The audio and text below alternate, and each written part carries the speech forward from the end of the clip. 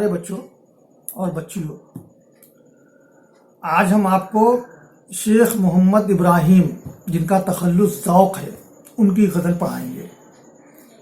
آپ کو یہ معلوم ہونا چاہیے کہ اردو شاعری میں، غزل میں اور خاص طور سے قصیدے کے معاملے میں استاد ذوق جو ہیں وہ اپنا سب سے بلند مقام رکھتے ہیں۔ قصیدے میں تو کوئی ان کا ثانی نہیں ہے، ان کا اور مرزا محمد رفیع سودا کا، یہ دو لوگ قصیدے کے میدان کے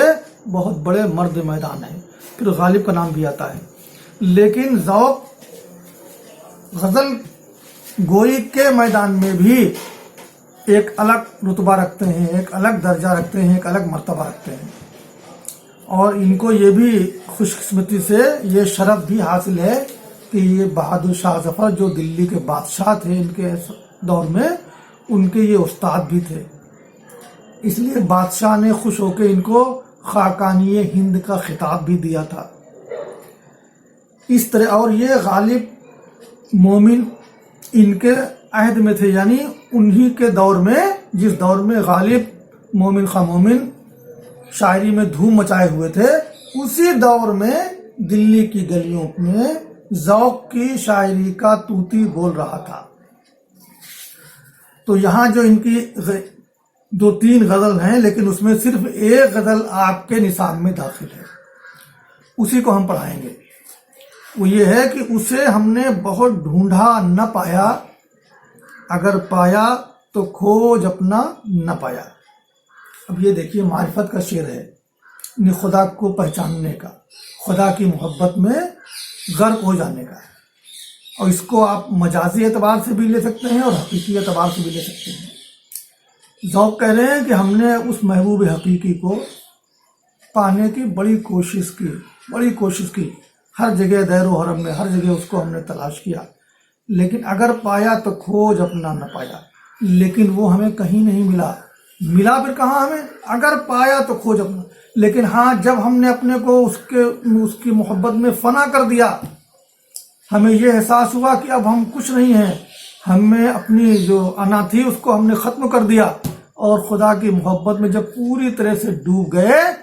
تب سمجھ لیجیے ہم کامیاب ہوئے۔ یعنی ہم کو، اگر کوئی انسان خدا تک پہنچنا چاہتا ہے، اللہ والا بننا چاہتا ہے، حقیقی وہ محبوب الہی بننا چاہتا ہے، خدا کا محبوب بننا چاہتا ہے، تو اسے دنیا کے تمام جو خرافات ہیں ان سے اپنے کو الگ کر کے خدا کی محبت کو اپنے دل میں بسا لے گا، اور پھر وہ سمجھ لیجئے اسی کی ذات میں ایک طرح سے فنا ہو جائے گا، یہی اس کے لیے کامیابی ہوگی۔ دوسرا شعر دیکھیے، کہے کیا ہائے زخم دل ہمارا، دہن پایا لبے گویا نہ پایا۔ کہ اس کے اندر جو تشبیہات اور استعارے کا کمال ہے۔ آپ دیکھے ہوں گے کہ جیسے یہ منہ ہوتا ہے ہمارا جس شکل کا، تو یہ شاعر کہہ رہا ہے کہ جو زخم ہوتا ہے اس کی بھی شکل، اس کی بھی صورت تقریباً منہ کے مشابہ ہوتی ہے، وہ بھی کھلا ہوا ہوتا ہے منہ کی طرح۔ تو دہن مانے منہ، اور لب مانے ہونٹ، گویا مانے بولنے والا، لب مانے ہونٹ کہیے، یا لب مانے یہاں پہ زبان بھی ہے، منہ بھی ہے، جس سے ہم بولتے ہیں۔ تو شاعر کہہ رہا ہے کہ کہے کیا ہائے زخم دل ہمارا، یعنی ہمارے محبوب نے ہم کو بہت غم دیے ہیں، جن غموں کے ناطے ہمارے دل کے اوپر زخم ہے، یعنی ہمارے اندر سمجھ لیجئے کہ ایک بے چینی اور پریشانی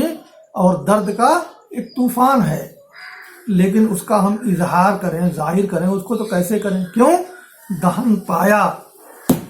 منہ کے مانند زخم تو ہمیں مل گیا، لبے گویا نہ پایا، لیکن ہونٹ کے مانند جن سے ہم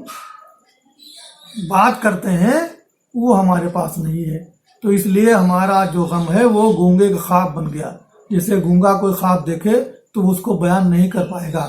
ویسے ہی یہ کہہ رہے ہیں کہ ہم نے اپنے غم تو بہت اٹھائے، لیکن اس کے اظہار کرنے کی ہمارے پاس قوت نہیں ہے۔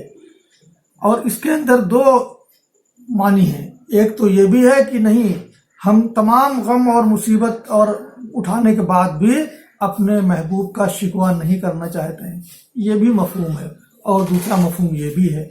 کہ چونکہ ہمارے پاس زخم تو ہے، پریشانیاں تو ہیں، درد تو ہے، لیکن اس کے اظہار کرنے کے لیے لب گویا بولتے ہوئے ہونٹ نہیں ہے، ہماری زبان ہمارا ساتھ نہیں دے پا رہی ہے۔ تیسرا شعر دیکھیے، نہ مارا تو نے پورا ہاتھ قاتل، یہاں قاتل سے مراد ہے معشوق، جس کو ہماری شاعری میں قاتل کہا گیا ہے، یعنی بہت بے وفا کہا گیا ہے۔ پورا ہاتھ مارنا یعنی پوری طرح ختم کر دینا، کسی کو جان لے لینا، چھٹی دے دینا، موت سے ہمکنار کر دینا۔ تو کہہ رہے ہیں کہ یہ میرے محبوب، تو نے تو میرے اوپر جو حملہ کیا، ہمیں زخم دیا، تو میں چاہتا تھا کہ وہ زخم اتنا کاری ہوتا کہ میری جان نکل جاتی